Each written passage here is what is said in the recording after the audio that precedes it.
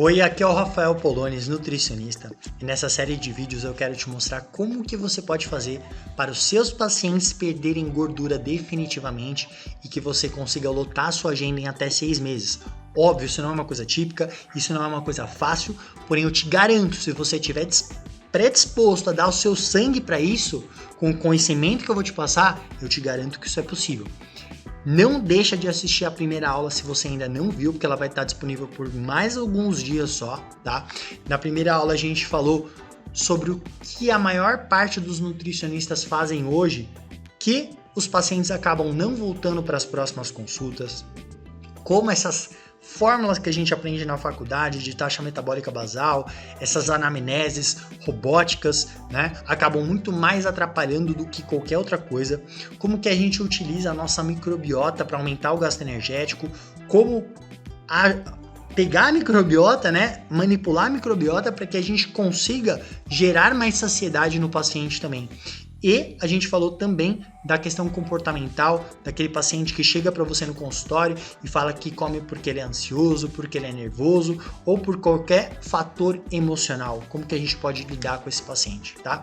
E na aula de hoje, está imperdível também, porque a gente vai falar sobre os principais nutrientes que não podem faltar no processo de emagrecimento, como que a gente pode se tornar uma autoridade para o paciente, para que consequentemente ele fique mais fidelizado e que ele te indique muito mais, como e quanto de déficit calórico a gente vai gerar no paciente, pensando no processo de perda de gordura de uma maneira totalmente individualizada, como não perder massa magra no processo de emagrecimento e em alguns casos até ganhar massa magra no processo, como que a gente pode fazer alterações na dieta, nos macronutrientes, para que o paciente, ele principalmente fique muito motivado com a sua dieta. Porque uma das principais dificuldades é justamente essa, o paciente faz a dieta, passa algumas semanas e ele não tem mais aquela motivação.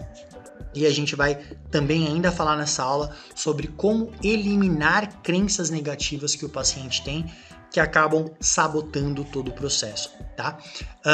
Se você ainda não deixou nenhuma dúvida, é só você deixar o seu comentário, alguma sugestão. Eu quero agradecer a tantos comentários que teve no vídeo 1. Eu fiz o possível já para responder todos os comentários, tá? Então fico muito grato, espero de coração que tanto a aula 1 tenha agregado para você, quanto essa aula tenho certeza que vai te ajudar bastante também.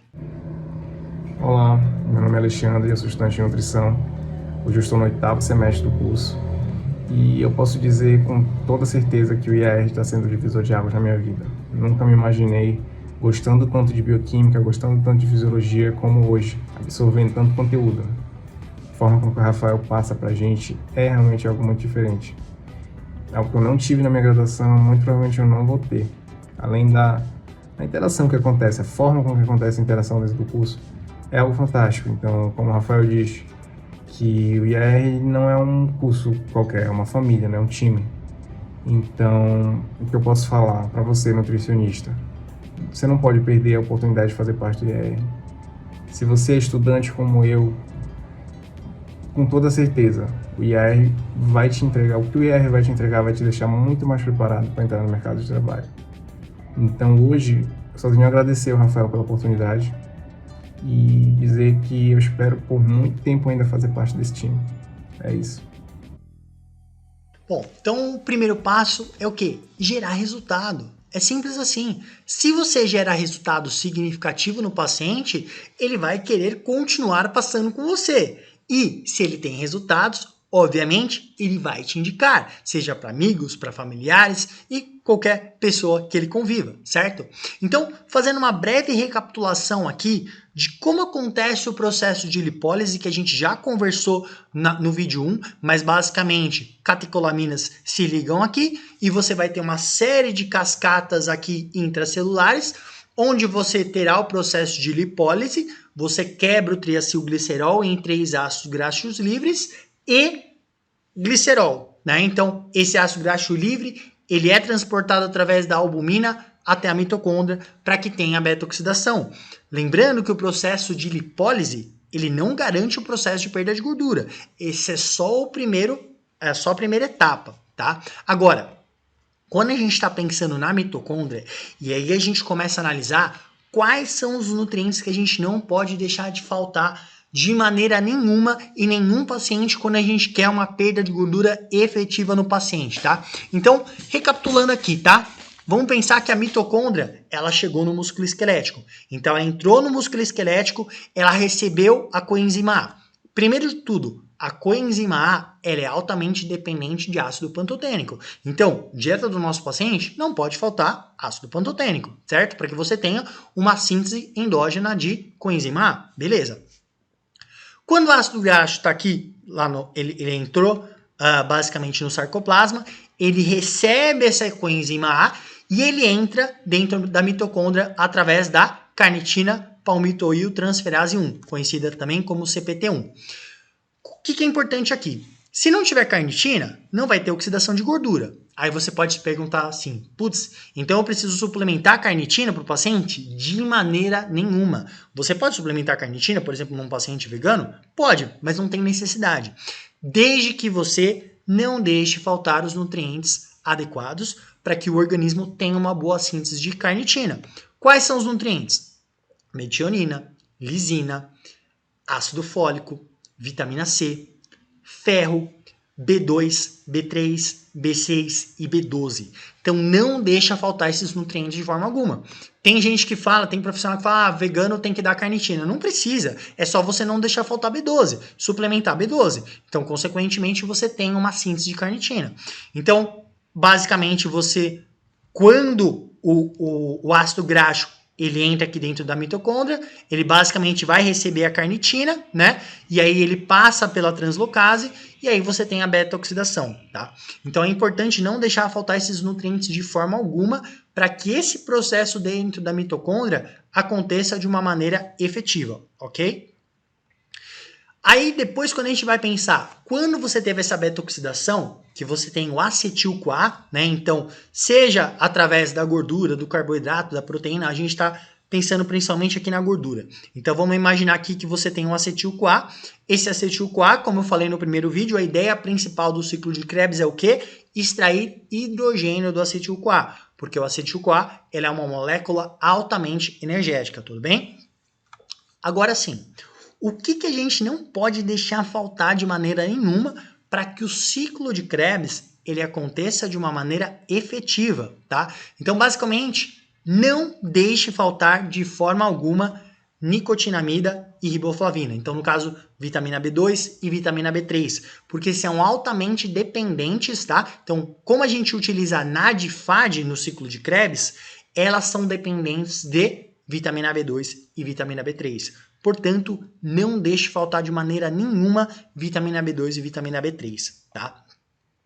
E aí depois, porque veja só, você está extraindo hidrogênio, certo? No ciclo de Krebs. Esses hidrogênios, eles vão aqui até, ainda lá na mitocôndria, na cadeia transportadora de elétrons, para que você pegue aqui os hidrogênios, ó, e que você consiga girar essa enzima, que é a ATP sintase, para que você pegue o ADP, junte com o fosfato inorgânico e produza o ATP, tá? Então, para isso que é a ideia principal do ciclo de Krebs, pegar os hidrogênios para que você coloque os hidrogênios aqui na cadeia transportadora de elétrons. Agora, se faltar ferro e cobre, basicamente, aqui a cadeia transportadora de elétrons não vai funcionar de uma maneira efetiva, porque principalmente o complexo 1 e o complexo 4 são altamente dependentes desses cofatores, que é o ferro e o cobre.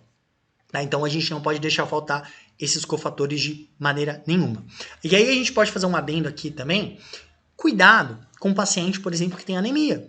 Porque se o paciente tem anemia, ele também não vai ter uma boa perda de gordura, né? E aí a gente começa a analisar como o ferro ele pode impactar, tanto para ser um cofator, ou também se o paciente tem uma anemia por deficiência de ferro, como isso vai acabar impactando também na perda de gordura. Por quê? Veja bem, a gente está falando do quê? Metabolismo oxidativo, certo? O que é o metabolismo oxidativo? O que a mitocôndria precisa fundamentalmente para funcionar? Oxigênio. Logo, se o paciente tem uma anemia, isso não vai acontecer de uma maneira efetiva. A perda de gordura dele ficará prejudicada. Então, muita atenção com relação a isso, tá? O paciente está com anemia, você detectou isso no exame, isso precisa ser corrigido o quanto antes, tá? Agora, que poucas pessoas falam, a gente está falando de anemia, mas quando a gente pensa numa pessoa, por exemplo, que tenha uma quantidade muito alta de células vermelhas, de hemácias, isso pode também acabar impactando na perda de gordura. Por quê? Isso é comum, não pensa que não é comum, principalmente pessoas que fazem o uso, por exemplo, de testosterona, de reposição hormonal, que você aumenta muito a eritropoiese, é muito comum você ver uma grande quantidade de células vermelhas nesses indivíduos. Qual que é o problema? Imagina que aqui são os vasos, tá? E imagina que tem muitas células vermelhas ali, tem muitas hemácias. O que acontece? Elas não conseguem, basicamente, transportar, né? Porque, imagina, 10 pessoas tentando passar por uma porta. Fica difícil, certo? Então é a mesma analogia. São muitas células lá tentando colocar o oxigênio dentro das células. E como você tem muitas células vermelhas lá, você tem um processo que a gente chama estresse de atrito, né? Então você acaba gerando estresse oxidativo também, você tem uma dificuldade em colocar oxigênio para as células, né? Então no caso isso pode acabar gerando também uma hipóxia, tá? Então não é porque você tem muitas células vermelhas que você vai estar com excesso de oxigênio, muito contrário.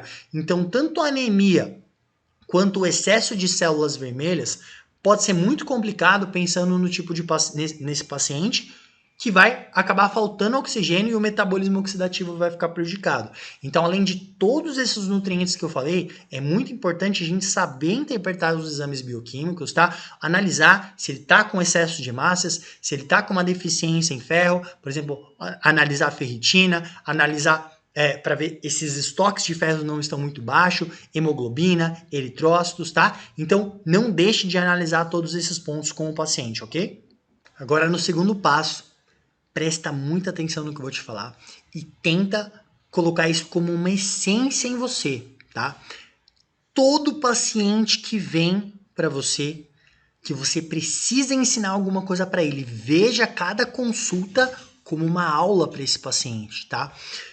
Veja bem, quando você ensina para o paciente, quando você basicamente, por mais que seja questão bioquímica, fisiológica, como eu falei, deixa uma televisãozinha ou alguma coisa que você consiga explicar, desenhar, não sei. A maneira que você se sinta mais confortável para ensinar para o seu paciente. Quando você ensina para o seu paciente, você vira uma autoridade para ele. E aí, consequentemente, ele fideliza muito mais, ele acaba te indicando muito mais também. Quando você explica o porquê de cada coisa, os motivos das estratégias que você está utilizando com ele, ele fica muito mais interessado. Então a chance dele aderir tudo que você está falando acaba sendo muito maior. Lembra na primeira aula? É aquela questão de que se você fala que tem que comer mais vegetais, porque tem vitaminas e minerais, sabe? Então, ele já sabe disso. Agora, quando você mostra toda aquela questão dos estudos que eu mostrei para você, de que aumenta o gasto energético, que você gera mais saciedade, o jogo muda. Então, começa a analisar, começa a ver as suas consultas como uma aula que você precisa dar para o seu paciente. E aí, é aquela questão que eu falei. Cuidado em querer ficar lotando o consultório todo dia por atender 30 pacientes, 20 pacientes por dia, porque você perde qualidade. Qualidade é 1000 vezes superior à quantidade quando a gente está pensando em longo prazo. Porque aí, não só que com a qualidade seu paciente vai estar percebendo que você se importa com ele, né? E ele vai estar te indicando mais por conta disso também, mas principalmente porque com todos esses detalhes você acaba conseguindo cobrar mais caro também. Então, se a gente vai para analisar, pensar aquele nutricionista que atende 20, 30 pessoas no dia, a taxa de fidelização acaba sendo muito menor, né? Porque não tem, de verdade, se você realmente quer fazer a diferença na vida de uma pessoa, não tem como você atender um paciente em 30 minutos. Não tem, a não ser que seja um retorno, assim, você não fazer alteração nenhuma, mas consulta nova, primeiras consultas, não tem como atender em 30 minutos. Então, cuidado com isso, tá? E realmente sempre tente ensinar para o seu paciente, tá? Porque ele vai te enxergar com outros olhos, você realmente vai ser uma autoridade para o seu paciente, tá bom? Com relação ao terceiro passo, a gente precisa entender que o déficit calórico, óbvio, ele vai ser sempre individualizado, mas a gente pensa numa faixa de perda de gordura entre 300 a 1.000 calorias. Então você vai entender quando usar em cada cenário. Óbvio, quando o paciente utiliza algum tipo de esteroide anabolizante, por exemplo, e o efeito poupador de proteína acaba sendo muito maior, você pode trabalhar com margens maiores de déficit calórico, tá? Mas ainda assim, eu quero que você entenda esses fatores aqui, tá? Então, primeiro de tudo, quanto maior for o percentual de gordura, e por isso que eu mostrei toda aquela questão da aula 1, de como que acontece o mecanismo de lipólise, como que a gente gera ATP através da oxidação de gordura. Foi para chegar justamente nesse ponto aqui. Então entenda o seguinte, quanto mais gordura corporal tiver o seu paciente, mais déficit calórico você pode fazer. Por quê? Porque a gordura terá um efeito poupador da massa muscular. Se ele tem muita gordura corporal, ele oxida muita gordura, consequentemente, essa gordura, ela basicamente vai segurar mais a massa magra, então quanto menor for o percentual de gordura do paciente, menos déficit calórico você pode fazer. Porque ele vai ter menos substrato, no caso da gordura, para a produção de energia, certo? E aí, quando a gente está pensando, por exemplo, em um paciente que treina, por isso que é muito importante ter o treinamento resistido, o que acontece? O ATP gerado na oxidação de gordura, lá na cadeia transportadora de elétrons, esse ATP ele pode ser utilizado na via de síntese proteica. Ou seja, em um paciente sobrepeso, obesidade, e você fez um déficit calórico mais alto, ainda assim esse paciente pode ganhar massa magra no processo. Porque por mais que haja um déficit calórico, esse ATP gerado na oxidação de gordura, ele pode ser direcionado para a via de síntese proteica. O que a gente tem que ter muita cautela no paciente que tem pouca gordura corporal, porque senão o catabolismo muscular nesse paciente vai ser muito maior. Então você trabalha com uma quantidade calórica menor, uma quantidade de déficit calórico menor no paciente que tem menos gordura corporal, certo? Então é importante entender isso, tá? Com relação à termogênese adaptativa, pelo amor de Deus, entenda uma coisa. Termogênese adaptativa não está relacionada à quantidade calórica com déficit calórico. Está relacionada com a magnitude de peso perdido. Sempre, tá? Então, a gente aprende na faculdade, não pode fazer muita restrição. No indivíduo obeso, ele precisa de motivação. Ele precisa ver a balança cair, né? Lógico, você não vai fazer uma restrição muito grande no paciente que tem pouca gordura, porque senão ele vai perder muita massa magra. Mas o paciente que tem muita gordura corporal, ele ver esse resultado, esse início, isso vai ser muito motivador para ele. Então, não queira gerar um déficit calórico grande nesse paciente. Lógico, você tem que pensar sempre na adesão. Cuidado, não estou falando para você fazer dieta de 500 calorias, pelo amor de Deus, tá? Mas entenda que você pode trabalhar com déficit calórico maior nele, para que ele consiga perder mais, ele ter mais motivação e ainda assim é capaz ainda dele ganhar massa magra nesse processo, tá? Com relação à quantidade de carboidrato é importante a gente entender também, tá? Então assim, quanto melhor for a sensibilidade à insulina do paciente, mais carboidrato você deixa na dieta dele. Então melhor sensibilidade à insulina, mais carboidratos. Quanto menor for a sensibilidade à insulina do paciente, menos carboidrato você deixa na dieta dele. Por quê? E aí, no caso, o que a gente tem que entender? Esse carbo, né, com uma boa sensibilidade à insulina, vai ser imprescindível para que ele consiga segurar essa massa magra e ainda talvez até ganhar massa magra no processo, tá? Quando há uma resistência à insulina, a insulina ela não consegue se ligar efetivamente no receptor da célula, né, no receptor de insulina, e aí o que acontece? A insulina, ela também vai ativar a via de PI3K, AKT e mTOR. mTOR é a via responsável pela síntese proteica. Então, assim, paciente que tem pouca gordura corporal e tem uma boa sensibilidade à insulina, e você me faz uma dieta de déficit calórico com ele, com baixíssimo carboidrato, né? Porque tem aquele nutricionista que tem aquele padrão engessado. Todo mundo quer perder gordura, faz dieta low carb. Pelo amor de Deus, você vai ferrar a massa magra do paciente, você vai fazer com que o paciente não tenha saciedade, porque o paciente tem uma boa sensibilidade à insulina. Se você coloca pouco carboidrato, o que vai acontecer com ele? Ele vai ter muita fome. Cuidado, tá? Diferentemente de um paciente que tem baixa sensibilidade à insulina, você deixa o carboidrato mais baixo, o resultado de perda de gordura dele vai ser melhor, a saciedade dele vai ser maior. Por que a saciedade dele vai ser maior? Lembra que eu expliquei na primeira aula de Ponk-Cart? Pois bem, se ele tem menos insulina circulante que consegue se ligar lá no nosso hipotálamo, no nosso núcleo arqueado, o que acontece? Ele não consegue fazer a insulina se ligar lá e ele não tem saciedade. Então, cuidado com relação a isso, tá? Então, sempre pense, tem uma boa sensibilidade à insulina, pouca gordura corporal, faz déficit calórico, porém com mais carboidrato. Paciente tem muita gordura corporal, tem resistência à insulina, não estou falando para zerar o carbo, pensa sempre em adesão, sempre. Aí você pensa, né, o que seria melhor para ele? No caso, seria melhor uma dieta com mais gorduras e mais proteínas e um pouco menos de carboidrato, certo? Então entenda isso. Mas agora, o que pode acontecer? Você fez a dieta perfeita para o paciente tem uma resistência à insulina, tá? Comum, super comum. O que é melhor para esse paciente? É melhor fazer uma dieta que tenha mais gordura, menos carbo, mais proteína. Só que ele teve uma péssima adesão, então, pelo amor de Deus, faz uma dieta com mais carboidrato, que tenha um déficit calórico, porque ele vai evoluir. Talvez não na mesma magnitude que ele evoluiria antes, mas pensa sempre na adesão. De nada adianta você só pensar em dieta perfeita, a gente precisa pensar sempre na adesão, tá? E o sono é imprescindível. Então, assim, olha só esse estudo que eu vou mostrar aqui para você. Esse estudo aqui é muito bom, porque ele mostrou com relação, foi um estudo crossover, muito bom esse estudo aqui, tá?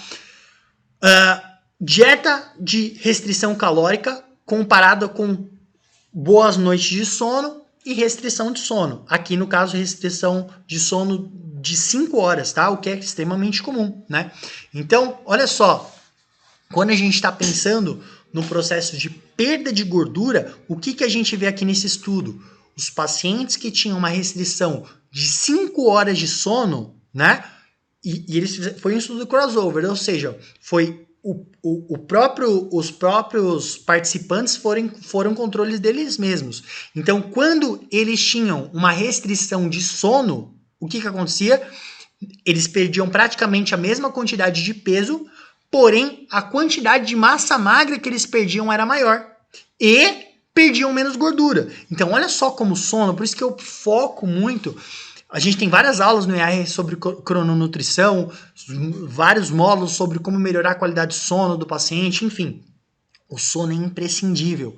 Não deixe de perguntar como que está o sono do paciente e, principalmente, orientar para que ele durma melhor, porque o resultado de perda de gordura vai ser muito melhor se ele tiver uma boa qualidade de sono. Então, não negligencie isso, porque senão o déficit calórico que você vai estar fazendo no paciente vai fazer com que ele perca muito mais massa magra do que gordura, tá bom?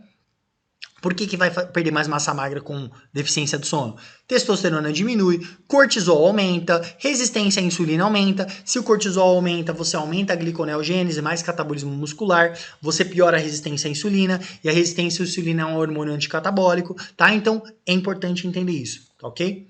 E também com relação às proteínas, né? Então, quando a gente está pensando no processo de emagrecimento, a gente tenta trabalhar algo em torno de 2 a 3 gramas, 3,5 gramas por quilo de peso. Não precisa trabalhar de forma alguma com 3, 3,5 logo de início. Você pode trabalhar com uma quantidade menor de proteínas, 2 gramas por quilo de peso em média, tá? Em média, e vai aumentando. Por quê? Por que é legal deixar uma proteína maior no paciente, 3, 3,5 talvez? Não só pensando do ponto de vista de segurar a massa magra, esse é o intuito principal do que eu estou falando aqui, mas principalmente que com mais proteína a gente aumenta a saciedade. Então a proteína ela tem um efeito sacitogênico muito interessante, tá? Então, conforme o paciente for perdendo gordura corporal, né, ele vai diminuindo cada vez mais, você vai aumentando aí a quantidade de proteína, para tanto ter esse efeito anticatabólico, quanto gerar saciedade no paciente também, tá bom? e com relação a mudanças no paciente, tá? Então, veja o seguinte, tá? O que é importante a gente entender, tá? Toda mudança, toda novidade faz o quê? Se você... só para você fazer uma analogia e você entender uma coisa. Qualquer das coisas que eu ensinei, seja na aula 1, na aula 2, se isso foi uma novidade para você, provavelmente você ficou em um certo estado de euforia, feliz ou algo do tipo, por ter uma nova ferramenta, né? Ou porque você entendeu alguma coisa de bioquímica diferente. Então, assim, o que eu quero dizer com isso? Qualquer tipo de novidade, qualquer tipo de mudanças gera motivação.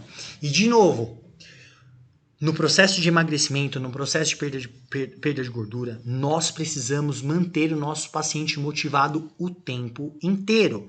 Motivação é uma das coisas mais importantes para que o paciente consiga se manter no processo de perda de gordura no curto e em longo prazo, tá? Então, entenda, isso é muito importante, tá?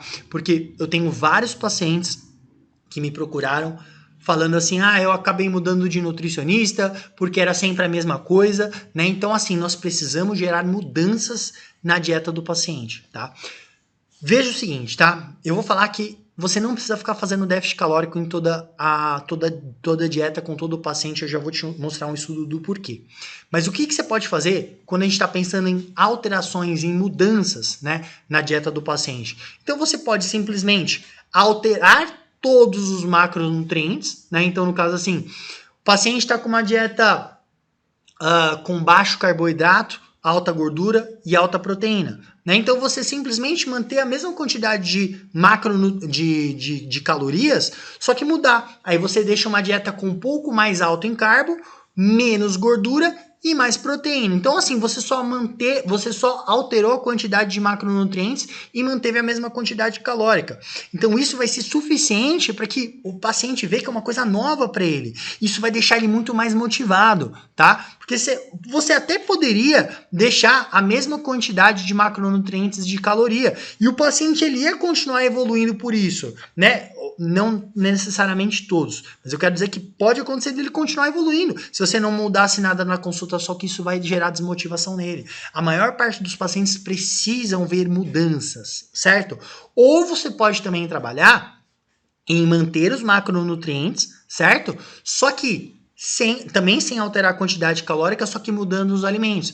Então, por exemplo, você no almoço, tá? Ao invés de você passar... Só um exemplo, tá? Você pode fazer um monte de estratégia diferente aqui, mas em vez de você deixar 50 gramas de carboidrato, por exemplo, de batata doce, você pode colocar 50 gramas de carboidrato com pão, com arroz, enfim, com mais frutas, entende? Então, você pode manter a mesma quantidade de macronutrientes se é o que você está pensando. Por exemplo, como eu falei na foto passada, tá? O paciente tem uma boa sensibilidade à insulina. A gente precisa deixar uma dieta com mais carboidrato, ele tem uma boa sensibilidade, então ele vai responder na dieta de perda de gordura com mais carbo.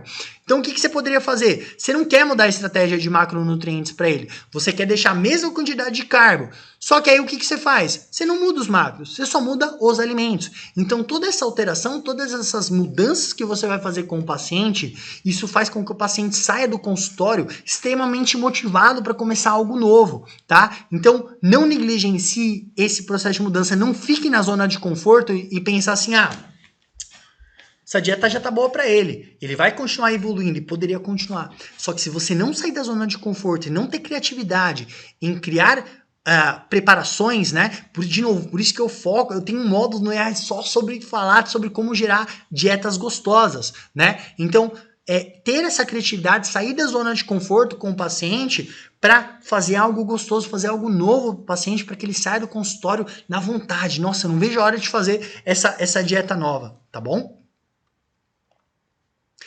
Aqui é o que eu falei, basicamente, com relação a do porquê que você não precisa ficar gerando déficit calórico o tempo todo com o paciente, tá? Esse estudo mostrou justamente isso. Olha só, para cada 1 quilo de peso perdido, a taxa metabólica basal cai algo em torno de 20 calorias. 30 calorias não é algo significativo.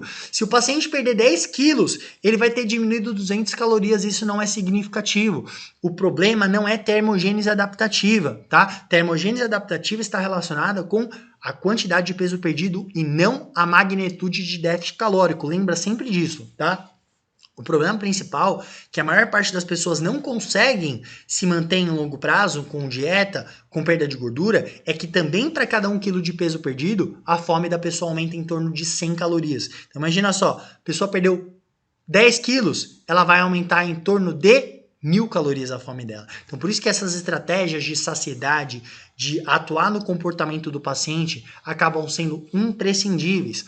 O porquê ter uma boa microbiota acaba ajudando na melhora da saciedade do paciente também, tá bom? E nós precisamos entender também como modificar crenças no paciente, tá? Por que eu quero dizer com isso? Vamos pensar o seguinte cenário, tá? Vamos pensar, isso acontece comigo direto, tá? O paciente, ele estava com um pouco de sobrepeso, tá? Ele tinha uma resistência à insulina, e aí você fez uma dieta aí, talvez mais low carb com ele, né? Com déficit calórico, obviamente, e ele foi perdendo gordura, ele foi melhorando cada vez mais a sensibilidade à insulina. E aí, qual que seria o segundo ponto, como eu te expliquei, né? O segundo passo seria você, basicamente, aumentar aí a quantidade de carboidratos, gerando um déficit calórico, caso ele continue querendo perder gordura, porque ele está com uma boa sensibilidade à insulina agora. Aí, se o paciente ele tem uma crença muito enraizada com relação ao carboidrato, e você simplesmente passa uma dieta de déficit calórico com mais carbo, ele vai falar assim, esse nutricionista é louco. Ele está me passando uma dieta com carboidrato, eu vou engordar. E aí, se o paciente ele não tem uma certa intimidade com você, ou ele não tem uma abertura, ele não tem segurança em falar que ele não quer fazer, ele tá com medo de fazer isso, sabe o que ele vai fazer? Ele vai pegar a dieta, vai falar que vai fazer e não vai voltar para a próxima consulta, porque ele vai procurar outro nutricionista, porque ele basicamente achou que você vai passar uma estratégia para ele que ele não vai evoluir, tá? Então, é importante a gente identificar as crenças que o nosso paciente tem e explicar para ele e ajudar a como vai modificar crenças sabotadoras que ele poderia ter, tá? Então, por exemplo, vamos pensar o seguinte, tá? Esse caso de um paciente que ele está com uma boa sensibilidade à insulina, né? E um ponto importante, tá? Às vezes vem um paciente aí para você de primeira vez, que ele tem uma ótima sensibilidade à insulina, e você faz uma dieta com alto carbo, ele fala assim, mas tem muito carboidrato nessa dieta. Será que não vai ter problema nenhum? Aí você fala, não, pode fazer tranquilo, né? Simplesmente não dá uma justificativa, não explica do porquê que você está passando uma dieta com mais alto carbo para ele. Ele vai pegar a dieta, vai abandonar e vai pegar outro nutricionista. Então, assim, quando a gente entende do ponto de vista de fisiológico, bioquímico, a gente consegue debater, a gente consegue explicar para cada paciente e para ele ficar muito mais claro. E aí, consequentemente, ele vai conseguir fazer isso com mais segurança, né? E, consequentemente, vai ter mais resultados. Então, vamos pensar nesse cenário onde o paciente tem uma alta sensibilidade à insulina e como que você pode desmistificar essa questão do carboidrato ser um vilão, né? Porque, infelizmente, ainda existe muita carbofobia com relação ao carboidrato, né? Então, é o que eu expliquei. Basicamente, veja que aqui é o seu núcleo arqueado lá no nosso hipotálamo, tá? A insulina, ela é maravilhosa, ela é um ótimo aliado no processo de perda de gordura, tanto que o ciclo de carboidrato ele funciona muito bem por conta disso, mas o paciente precisa ter uma boa sensibilidade à insulina, né? Então, quando você produz a insulina dos carboidratos, você come o carboidrato, tem a glicose, produziu mais insulina, você tem uma boa sensibilidade à insulina, ela vai se ligar lá em Ponk-Cart. Qual que é o ponto? Quando a insulina se liga em Ponk-Cart, você aumenta o gasto energético. Você aumenta a saciedade. Você inibe NPY e AGRP. Então, com a dieta com mais carbo nesse tipo de paciente, ele vai ter um aumento do gasto energético, ele vai ter mais saciedade, ele vai ter menos fome porque ele está inibindo AGRP e NPY, que são os neurônios que geram fome e diminuem o gasto energético. E tem um outro ponto, que a insulina ela é maravilhosa também, porque ela vai atuar no nosso córtex pré-frontal, lá no nosso sistema nervoso. O que o córtex pré-frontal faz? Ele está relacionado com o nosso controle inibitório. Então, o paciente que tem resistência à insulina, ele não consegue inibir, ele não consegue basicamente ter uma ação do córtex pré-frontal de uma maneira tão efetiva e aí, consequentemente, ele fica mais reativo. Por quê? Imagina só, você está em um processo de dieta, imagina só, e aí você vê um bolo de chocolate na sua frente. É o córtex pré-frontal que vai falar assim para você, não, você está em dieta, você vai se manter em dieta porque você está com um objetivo aí de ficar bem pro final do ano ou algo do tipo. Então, o córtex pré-frontal ele vai ser um ótimo aliado. Então, quando você está com uma boa sensibilidade à insulina, a insulina se liga nessa região, ativa ela e fala, não, ó, não vai comer isso. Então, ele faz com que o paciente fique menos reativo às sugestões ambientais. Enquanto, quando há uma resistência à insulina, o que acontece? O córtex pré-frontal fica menos ativo.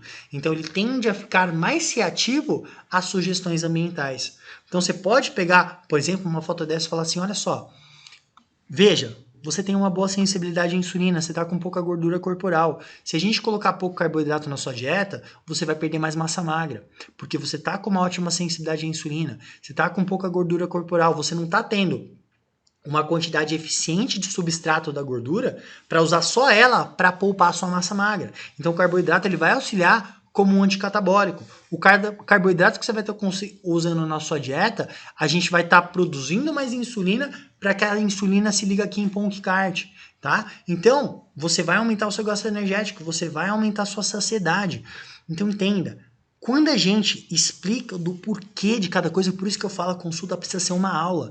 Você explica essas coisas para o paciente, ele vai aderir muito mais. É diferente de você falar assim, agora a gente vai mudar a estratégia, eu vou colocar mais carbo para você, ponto, e não falar mais nada. Faz isso aí porque você vai emagrecer, entende?